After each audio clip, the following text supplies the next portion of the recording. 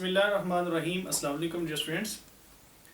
Last lecture में हमने mechanism of enzyme action discuss किया था और आज हम डिस्कस करने जा रहे हैं वो कौन कौन से फैक्टर्स हैं जो एंजाइम के रेट ऑफ एक्शन को मुतासर करते हैं। डियर स्टूडेंट्स, एंजाइम तमाम एनवायरनमेंट के अंदर एक जैसा काम नहीं करते। एंजाइम के लिए स्टैंडर्ड कंडीशंस हैं, अगर वो मुयस्सर होंगी तो एंजाइम सही काम करेंगे, अदरवाइज एंजाइम अपना वर्क या तो छोड़ देते हैं या फिर स्लो डाउन हो जाते हैं अपने एक्शन में। तो ये देखते हैं वो कौन सी कंडीशंस है, वो कौन से स्टैंडर्ड कंडीशन है जिसमें एंजाइम अपना सही काम परफॉर्म करते हैं। तो ये आज के टॉपिक को, इस लेक्चर को हम नाम देंगे factors affecting on rate of enzyme action. तो ये देखते हैं, पहला फैक्टर है जी एंजाइम कंसंट्रेशन। तो डियर स्टूडेंट्स, एंजाइम की concentration rate of enzyme action को मुतासर करती है।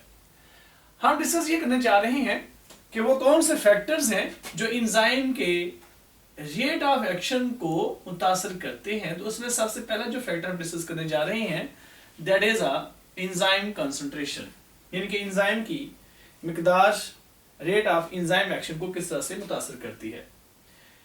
तो ये देखते हैं, हम यहाँ पे मेंशन कर देते हैं रेट ऑफ एंजाइम एक्शन,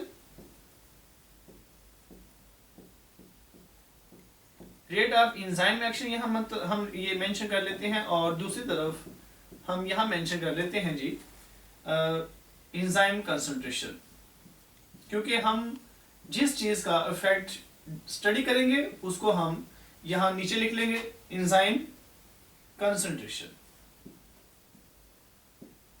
ठीक हो गया जी। तो हम आज इसमें पहले जो मतलब फैक्टर डिस्कस करने जा रहे हैं वो है एंजाइम कंसंट्रेशन। तो याद रखिएगा, rate of enzyme action is directly proportional to concentration of enzyme. It means that कि जैसे जैसे एंजाइम की कंसंट्रेशन में इजाफा होता चला जाएगा, रेट ऑफ एंजाइम एक्शन में भी इजाफा होता चला जाएगा। बहुत सिंपल सी बात है कि अगर हम एंजाइम की कंसंट्रेशन को बढ़ा देते हैं तो रेट ऑफ एंजाइम एक्शन भी बढ़ जाएगा, लेकिन एक कंडीशन है कि आपके पास सबस्ट्रेट अवेलेबल होने चाहिए। इट मीन्स दैट कि आपके पास सबस्ट्रेट की कंसंट्रेशन काफी ज्यादा मिकदार में मौजूद है। अगर आपके पास सबस्ट्रेट की कंसंट्रेशन मौजूद नहीं है, सबस्ट्रेट कम है या सबस्ट्रेट खत्म हो रहे हैं, तो rate of enzyme action definitely stop हो जाएगा। तो आपके पास अगर सबस्ट्रेट अनलिमिटेड है तो जैसे जैसे आप एंजाइम की कंसंट्रेशन को बढ़ाएंगे तो रेट ऑफ एंजाइम एक्शन भी बढ़ता चला जाएगा। ये इधर देखें जरा, मसलन अगर आपके पास सबस्ट्रेट अनलिमिटेड है तो यहाँ पे अगर सबस्ट्रेट आपके पास अनलिमिटेड है, अगर एंजाइम जीरो है तो रेट ऑफ एंजाइम एक्शन भी जीरो। अगर आप एंजाइम की कंसंट्रेशन को थोड़ा बढ़ा देते हैं तो रेट ऑफ एंजाइम एक्शन उस लिहाज से बढ़ जाएगा। तो जैसे जैसे आप एंजाइम की कंसंट्रेशन को बढ़ाते चले जाएंगे ग्रेजुअली, इस तरह से आप बढ़ा रहे हैं तो रेट ऑफ एंजाइम एक्शन भी उस रेशियो से बढ़ता चला जाएगा। मसलन यहाँ पे एंजाइम की कंसंट्रेशन कम थी तो इस लिहाज से ये इतना सा रेट ऑफ एंजाइम एक्शन है। यहाँ पे आपने सबस्ट्रेट की एंजाइम कंसंट्रेशन और बढ़ा दी है तो उसके लिहाज से यहाँ पे देखें रेट ऑफ एंजाइम एक्शन और बढ़ गया, ये रेट ऑफ एंजाइम एक्शन बढ़ रहा है। आपने एंजाइम की कंसंट्रेशन बहुत ज्यादा कर दी है, यहाँ पे ले आए हैं यहाँ तक, और ये रेट ऑफ एंजाइम एक्शन उसके अकॉर्डिंग यहाँ तक पहुंच चुका है। तो इस बात से जाहिर होती है, इस रिएक्शन से ये बात क्लियर होती है कि जैसे जैसे हम एंजाइम की कंसंट्रेशन को बढ़ाते चले जाएंगे रेट ऑफ एंजाइम एक्शन भी बढ़ता चला जाएगा। ऐसा क्यों होता है? असल में जब हम एंजाइम की कंसंट्रेशन को बढ़ाते हैं तो एक्टिव साइट भी बढ़ती है। एंजाइम कंसंट्रेशन बढ़ेगी तो एक्टिव साइट बढ़ेगी, एक्टिव साइट ज्यादा होंगी तो ज्यादा सबस्ट्रेट एंजाइम के साथ मिलेंगे और प्रोडक्ट में चेंज होंगे। इसका मतलब ये हुआ कि अगर हम एंजाइम की कंसंट्रेशन को डबल कर देते हैं तो rate of enzyme action definitely double हो जाता है। तो enzyme concentration, rate of enzyme action enzyme की कंसंट्रेशन के डायरेक्टली प्रोपोर्शनल है। आइए नेक्स्ट फैक्टर देखते हैं, that is substrate concentration.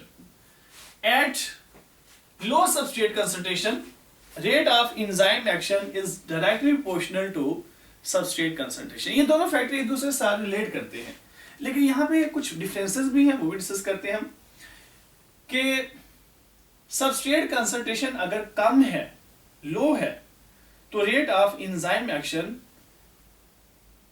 Substrate concentration के डायरेक्टली प्रोपोर्शनल होगा। इसका एक मतलब है कि यहां पे आपने एंजाइम को कांस्टेंट रखना है, एंजाइम को आपने बढ़ाना नहीं है। Enzymes they are constant. आप एंजाइम की कोई भी वैल्यू ले सकते हैं, यानी कि फर्ज करें हम एंजाइम कंसंट्रेशन को मिलीमीटर में मेजर कर लेते हैं। Suppose that you have 30 ml enzyme concentration, आपने कांस्टेंट कर दी। अब इधर आप लिख लेते हैं सबस्ट्रेट कंसंट्रेशन, सबस्ट्रेट कंसंट्रेशन लिख लेते हैं हम, और यहां लिख देते हैं हम rate of enzyme action. Rate of reaction भी लिख सकते हैं, रेट ऑफ एंजाइम एक्शन भी लिख सकते हैं। Suppose that you have 0 concentration of substrate, तो रेट ऑफ रिएक्शन भी 0 होगा। आप सबस्ट्रेट की कंसंट्रेशन कर देते हैं 10 ml, तो 10 ml एंजाइम इस्तेमाल होने शुरू हो गए हैं। आप 10 ml डालते जा रहे हैं, 10 ml के बराबर रेट ऑफ रिएक्शन होता चला जा रहा है ऐसे। तो अगर आप बार बार 10 को रिपीट करेंगे तो रिएक्शन रेट यहां पे ही रुका रहेगा। लेकिन अगर आप सबस्ट्रेट की कंसंट्रेशन को 20 ml तक ले जाते हैं, 30 ml तक ले जाते हैं, 40 ml तक ले जाते हैं, तो रेट ऑफ एंजाइम एक्शन उसके अकॉर्डिंग बढ़ता चला जाएगा। मसलन फर्ज करें आप सबस्ट्रेट की कंसंट्रेशन को 20 से आप ले गए हैं जी 30 पे ले गए। अब 30 ml पे जाके क्या होगा, रेट ऑफ एंजाइम एक्शन पहले तो बढ़ता चला जा रहा है ऐसे। रेट ऑफ एंजाइम एक्शन बढ़ता जाएगा जैसे जैसे आप सबस्ट्रेट बढ़ा रहे हैं। लेकिन जैसे ही सबस्ट्रेट की कंसंट्रेशन और एंजाइम की कंसंट्रेशन बराबर हो जाएगी तो rate of enzyme action constant हो जाएगा। मतलब इसके बाद आप सबस्ट्रेट की कंसंट्रेशन को चाहे 40 पे ले जाएं, 50 पे ले जाएं, चाहे आप वहां पे 1000 ml पे ले जाएं, तो क्या होगा, rate of enzyme action increase नहीं होगा बल्कि कांस्टेंट हो जाएगा। इस तरह से इट बिकम्स कांस्टेंट। इसकी रीजन क्या है, क्योंकि जो 30 ml एंजाइम है वो अवेलेबल है, वो अपना काम करते चले जा रहे हैं। उन्होंने बार बार, आपको पता है कि एंजाइम क्या करते हैं, जब वो रिएक्टेंट्स को, इनके सबस्ट्रेट को प्रोडक्ट में चेंज कर देते हैं तो वो दोबारा रिएक्शन में इस्तेमाल होते हैं। तो वो बार बार इस्तेमाल हो रहे हैं, मतलब आपके पास सबस्ट्रेट अब बहुत ज्यादा आपने कर दिए हैं। हमने ये डिस्कस किया था कि at low substrate concentration the rate of enzyme action is directly proportional to substrate concentration. जैसे जैसे सबस्ट्रेट बढ़ रहे हैं रेट ऑफ एंजाइम एक्शन भी बढ़ता चला जा रहा है। लेकिन अगर आपने सबस्ट्रेट बहुत ज्यादा कर दिए हैं तो क्योंकि एक्टिव साइट या एंजाइम लिमिटेड है, लिहाजा आप बहुत ज्यादा सबस्ट्रेट करेंगे तो एंजाइम की कंसंट्रेशन लिमिटेड होने की वजह से rate of enzyme action limited हो जाएगा, इनके कांस्टेंट हो जाएगा। यानी कि इस पॉइंट के अंदर आप कह सकते हैं कि तमाम की तमाम एक्टिव साइट्स फिलअप हो चुकी हैं और ये maximum rate of enzyme action है। यहां हम कह सकते हैं कि ये एक सैचुरेशन पॉइंट है। दिस इज सैचुरेशन पॉइंट, ठीक हो गया। और यहां पे आप कह सकते हैं it is a maximum rate of enzyme action. This is a maximum rate of enzyme action. इससे मजीद आगे रिएक्शन रेट चल तो रहा है लेकिन इंक्रीज नहीं हो रहा, क्योंकि यहाँ पे सबस्ट्रेट कंसंट्रेशन आपने बहुत ज्यादा बढ़ा दी है, एंजाइम की कंसंट्रेशन से ज्यादा कर दी है। तो जो अवेलेबल एंजाइम है, जो एंजाइम मौजूद है, वो अपना काम करते चले जा रहे हैं और ये काम तब तक करते जाएंगे जब तक तमाम के तमाम सबस्ट्रेट खत्म नहीं हो जाते। तो इसको सैचुरेशन पॉइंट कहते हैं, ऐसा पॉइंट या ऐसा स्टेज जिस पे सबस्ट्रेट इंक्रीज करने से rate of enzyme action increase ना हो, उस पॉइंट को क्या कहते हैं, सैचुरेशन पॉइंट। हाँ, एक बात है, यहां पे इसी रिएक्शन के अंदर, इसी रिएक्शन में आप सबस्ट्रेट बढ़ाते जाएं, rate of enzyme action constant रहेगा, बढ़ेगा नहीं, क्योंकि एंजाइम की एक्टिव साइट अवेलेबल नहीं है। इसी के अंदर अगर आप एंजाइम की कंसंट्रेशन बढ़ा देते हैं, सबस्ट्रेट आपके पास बहुत ज्यादा अवेलेबल है, आप एंजाइम की कंसंट्रेशन को थोड़ा सा बढ़ा देते हैं तो रेट ऑफ एंजाइम एक्शन बढ़ जाएगा, लेकिन वो भी एक लिमिटेड तक बढ़ेगा और बाद में वो भी कांस्टेंट हो जाएगा, क्योंकि आपके पास सबस्ट्रेट की कंसंट्रेशन एंजाइम की निस्बत बहुत ज्यादा है। तो आप ये कह सकते हैं ये कंसंट्रेशन ए है और ये कंसंट्रेशन बी है। तो इस तरह से ये भी एक खास वक्त के बाद ये भी क्या हो जाएगा, सैचुरेटेड हो जाएगा। ठीक हो गया जी। तो इस तरह से अगर सबस्ट्रेट आपके पास ज्यादा हो चुके हैं, एंजाइम के से ज्यादा हो चुके हैं, तो क्या होगा जी, एक वक्त ऐसा आएगा जब तमाम एक्टिव साइट फिलअप हो जाएंगी और इस पॉइंट को हम सैचुरेशन पॉइंट का नाम देंगे। The next point that is the pH value. You know, pH is very specific. Every enzyme has a specific value of a pH, जिसको हम क्या नाम देते हैं, ऑप्टिमम pH। यानी कि आप कह सकते हैं कि हर एंजाइम की नियरली अबाउट एक खास pH वैल्यू होती है जिसके अंदर वो मैक्सिमम काम करता है। उस pH को क्या कहते हैं हम, ऑप्टिमम pH। ये इंपॉर्टेंट शॉर्ट क्वेश्चन भी आता है स्टूडेंट्स अक्सर, व्हाट इज ऑप्टिमम pH। तो आप कहते हैं कि optimum pH is a very specific narrow range of pH at which an enzyme works at a maximum rate, that is called as optimum pH। उसको हम क्या कहते हैं, ऑप्टिमम pH कहते हैं। तो अगर pH की वैल्यू को थोड़ा सा भी चेंज कर दिया जाए, यानी कि जो उसकी ऑप्टिमम pH है अगर हम उसको स्लाइडली चेंज कर देते हैं तो क्या होगा, एंजाइम की आयोनाइजेशन और सबस्ट्रेट की आयोनाइजेशन मुतासर होगी उससे। यानी कि ज़ाहिर है आपको पता है कि सबस्ट्रेट के ऊपर भी चार्ज होता है, एंजाइम के ऊपर भी चार्ज होता है, और ऑपोजिट चार्ज होने की वजह से आपस में वो हाइड्रोजन बॉन्डिंग बनाते हैं। यानी कि partial negative charge, partial positive charge, ये आयोनाइजेशन की वजह से होता है, अमीनो एसिड्स और सबस्ट्रेट की वजह से। अगर हम pH को चेंज कर देते हैं तो क्या होगा, उनकी जो आयोनाइजेशन है, ये जो ऊपर चार्ज है वो मुतासर हो जाएगा। लेकिन अगर हम एक्सट्रीम चेंज कर देते हैं pH को हम ज़्यादा चेंज कर देते हैं, मतलब एक एंजाइम है उसकी pH की रेंज है 2 से 3, हम उसको 4 से 5 ले जाते हैं, 5 से 6 ले जाते हैं, तो एक्सट्रीम चेंज होने की वजह से एंजाइम की एक्टिविटी ब्लॉक हो जाएंगी और एंजाइम के दरमियान जो पेप्टाइड बॉन्ड्स हैं वो भी टूट सकते हैं, और एंजाइम को इस स्टेज में हम कहते हैं कि एंजाइम डीनेचर हो चुका है, एंजाइम ने अपनी नेचर छोड़ दी है, एंजाइम की जो ग्लोबुलर शेप थी वो डिस्ट्रॉय हो जाएगी। तो इस पॉइंट को हम डीनेचरेशन भी कह सकते हैं। तो आइए स्टूडेंट्स देखते हैं, यहां फर्ज करें हम मेंशन कर लेते हैं, this is a rate of enzyme action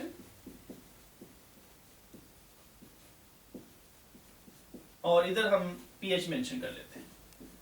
suppose that एक एंजाइम है पेप्सिन, पेप्सिन की pH जो ऑप्टिमम pH है वो 2 है, यहां आप लिख लेते हैं 0, रेट ऑफ रिएक्शन भी 0, यहां लिख लेते हैं आप 1, यहाँ लिख लेते हैं हम 2, यहाँ लिख लेते हैं हम 3, तो एंड सो ऑन। तो जैसे जैसे pH की वैल्यू बढ़ेगी तो रेट ऑफ एंजाइम एक्शन भी बढ़ेगा। तो यहाँ पे आप मेंशन कर सकते हैं कि यहाँ पे rate of enzyme action maximum होगा ऐसे। उसके बाद अगर pH आप मजीद बढ़ा देते हैं तो ग्रेजुअली ये स्लो डाउन होता चला जाएगा ऐसे। मसलन जैसे यहाँ पे आपने 3 लिखी है, आगे आप लिख सकते हैं ये 4 है, 5 एंड सो ऑन।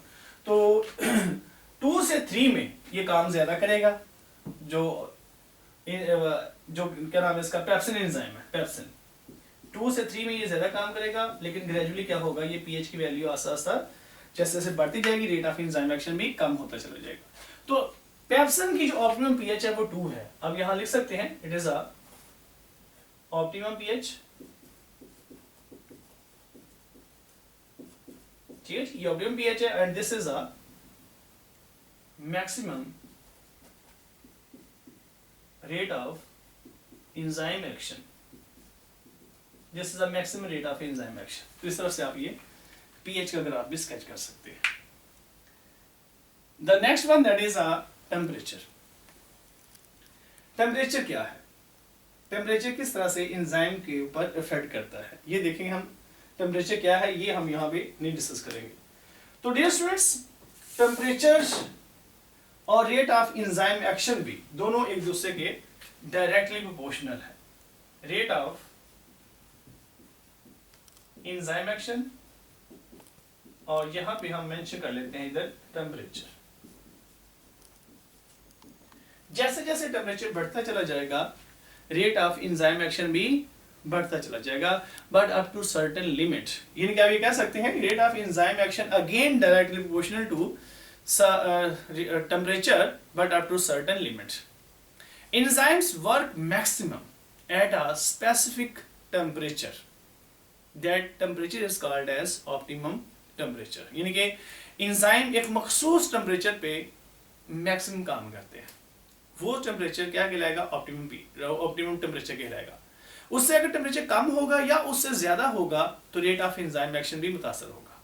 तो ये देखते हैं हम कि ऑप्टिमम टेम्परेचर क्या है। ह्यूमन बॉडी का जो ऑप्टिमम टेम्परेचर है वो 37 डिग्री सेंटीग्रेड है, क्योंकि हमारी बॉडी का टेम्परेचर 37 है, लिहाजा हमारी बॉडी के अंदर पाए जाने वाले जो एंजाइम होंगे वो भी मैक्सिमम 37 पे ही काम करेंगे। तो ये देखते हैं कि ऐसा क्यों होता है, जैसे जैसे हम टेम्परेचर बढ़ाते हैं रेट ऑफ एंजाइम एक्शन क्यों बढ़ता है। तो ये देखते हैं students, suppose that this here is a 0 degree centigrade temperature, यहाँ पे हम 10 डिग्री सेंटीग्रेड बना लेते हैं, मेंशन करते हैं, यहाँ पे 20 डिग्री सेंटीग्रेड मेंशन करते हैं, 30 और 40 एंड 50 डिग्री सेंटीग्रेड।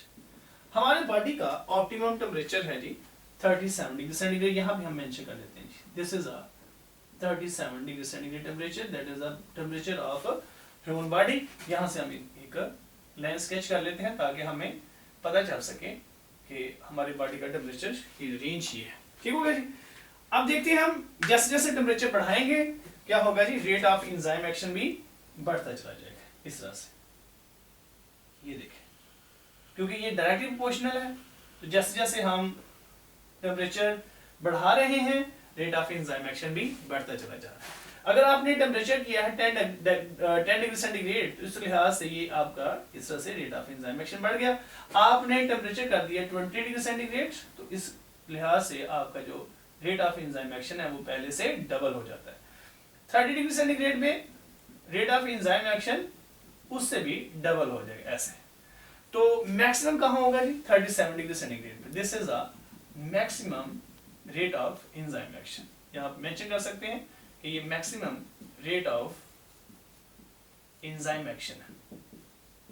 ठीक हो गया जी। आपको ये भी क्लियर होना चाहिए कि हमने ये डायग्राम कैसे स्केच करनी है, और ये आप यहाँ मेंशन कर सकते हैं, it is a 37 degree centigrade temperature, that is called as optimum temperature of human body. अगर हम टेम्परेचर से एक्सीड कर देते हैं, टेम्परेचर से बढ़ जाता है, तो रेट ऑफ एंजाइम एक्शन मजीद नहीं बढ़ेगा, बल्कि एंजाइम डीनेचर होकर ये आगे ग्राफ नीचे की तरफ मूव कर जाएगा। यहाँ पे ये मेंशन हो रहा है, यहाँ से ये चीज जाहिर हो रही है कि ज्यादा टेम्परेचर करने की वजह से एंजाइम डीनेचर हो जाएंगे। अच्छा, तो क्वेश्चन ये है कि how low and high temperature effect on rate of enzyme action. Heat provides activation energy to enzymes, जिसकी वजह से रेट ऑफ एंजाइम रिएक्शन या अभी कह सकते हैं रिएक्शन स्टार्ट हो जाता है। तो जैसे जैसे हम टेम्परेचर बढ़ाते हैं रेट ऑफ एंजाइम रिएक्शन वैसे से बढ़ता है। उसकी वजह क्या है, जिस मीडियम के अंदर एंजाइम होते हैं उस मीडियम की मूवमेंट बढ़ जाती है, क्योंकि एंजाइम कोई लिविंग सब्सटेंसेस नहीं है, लिविंग थिंग्स नहीं है कि वो सबस्ट्रेट की तरफ मूव करके जाएं, ना ही सबस्ट्रेट को लिविंग है वो एंजाइम की तरफ आए। ये रैंडम मूवमेंट की वजह से उनका टकराव होता है आपस में। तो जैसे जैसे हम टेम्परेचर बढ़ाते हैं तो उनके दरमियान में टकराव के चांसेस बढ़ते हैं, वो रैंडमली मूव करना शुरू कर देते हैं, क्योंकि वाटर के मीडियम के अंदर है वो एंजाइम ज़ाहिर है एंजाइम को काम करने के लिए एक्वस मीडियम चाहिए। तो जब आप टेम्परेचर बढ़ाते हैं तो उनकी काइनेटिक एनर्जी बढ़ जाती है। जब एंजाइम और सबस्ट्रेट की काइनेटिक एनर्जी बढ़ती है तो उनमें कोलिजन बढ़ता है, उनके दरमियान मिलने के चांसेस बढ़ते हैं, जिस वजह से उनके दरमियान बॉन्डिंग बनती है और रेट ऑफ एंजाइम एक्शन बढ़ जाता है। तो एट लो टेम्परेचर क्या होगा कि kinetic energy of enzyme and substrate low हो जाएगी। तो उससे क्या होगा, उनके दरमियान जो कोलिजन के चांसेस हैं वो भी कम हो जाएंगे और rate of enzyme action gradually कम होता चला जाएगा। तो ये है effect of high and low temperature और एंजाइम एक्शन। अच्छा, अगर हम टेम्परेचर को बहुत ज़्यादा बढ़ा देते हैं तो क्या होगा, टेम्परेचर को एक्सट्रीम पे लेके जाने के बाद एक होती है ऑप्टिमम रेंज, एक होती है टॉलरेबल रेंज। अगर हम एंजाइम को टॉलरेबल रेंज से भी ज़्यादा कर देते हैं, मसलन हम 42 से 43 तक ले जाते हैं, तो एंजाइम सर्वाइव कर सकते हैं, ये टॉलरेबल रेंज है। लेकिन अगर इससे हम ज़्यादा टेम्परेचर करते हैं, ह्यूमन की जो टॉलरेबल रेंज है वो 43 से 44 तक है टॉलरेबल रेंज। उसके बाद ह्यूमन की भी डेथ हो जाती है। तो स्टूडेंट्स, अगर हम टेम्परेचर को ज़्यादा एक्सीड कर देते हैं, 34 से भी ज़्यादा कर देते हैं, 44 या 43 से भी ज़्यादा कर देते हैं टेम्परेचर, तो एंजाइम डीनेचर हो जाएंगे। एंजाइम के दरमियान जो एटम्स हैं दे बिगिन टू वाइब्रेट, और उनके दरमियान जो पेप्टाइड बॉन्ड्स हैं वो भी हाई टेम्परेचर से वो भी टूट सकते हैं, जिसकी वजह से क्या होगा, एंजाइम की जो ग्लोबुलर शेप है वो डिस्ट्रॉय हो जाएगी। तो इस स्टेज को हम क्या कहते हैं, डीनेचरेशन। तो इस पॉइंट को हम डीनेचुरेशन कहते हैं और उसके बाद एंजाइम काम करना छोड़ जाएंगे। तो ये स्टूडेंट्स था आज का टॉपिक। इसमें हमने 4 फैक्टर डिटेल से डिस्कस किए हैं। अपना बहुत ख्याल रखिएगा और जो नेक्स्ट लेक्चर है इनहिबिटर्स का, उसके बाद ये चैप्टर खत्म हो जाएगा। इसके बाद हम पूरे चैप्टर का एक ही लेक्चर देंगे। अल्लाह हाफिज।